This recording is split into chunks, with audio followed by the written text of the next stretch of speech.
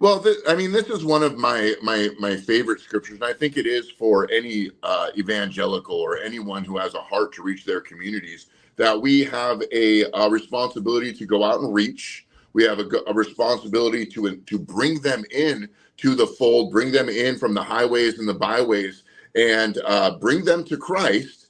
And then we have a responsibility to disciple them and to teach them. And that takes many forms. So discipleship is teaching the word of God, teaching them the sacraments, teaching them our way of life and how to surrender their lives to Christ. But also there is a responsibility, I think, that takes a place from that, the fruit of being an example for righteousness in our community. And I think that is the best reproductive method that I use method loosely, but the best reproductive strategy to continually be reaching our communities is we're teaching people how to live in ways that will be attractive to our communities. I mean, we live in an area of Washington State where it's moral and ethical chaos. I mean, Right.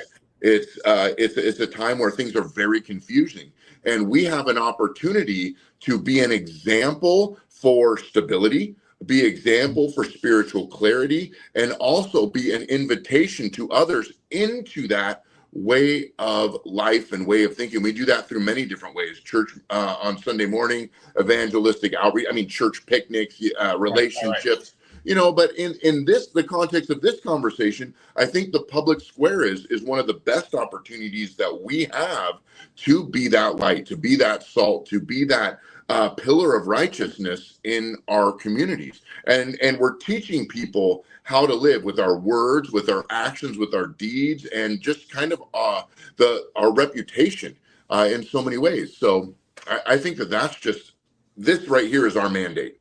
The Great Commission is our mandate. So, and it's really interesting because I would say that probably our training backgrounds are slightly different, right? I come from more of the Assemblies of God Pentecostal kind of training, Sure. and I think you're more like Lutheran, if I remember right. Is that right? Well, yeah, it is. Well, I suffer from MDD, which is multiple denomination disorder.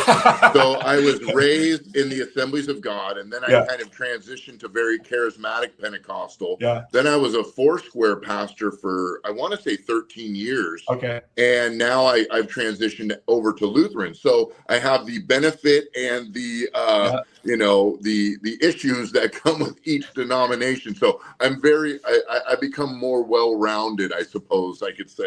Yeah, no, that's what I'm saying. Is like we can have these kind of conversations, and it's okay to have slight differences in where we are. And to think about this, like, how do we engage in the public square where we teach people to observe the commandments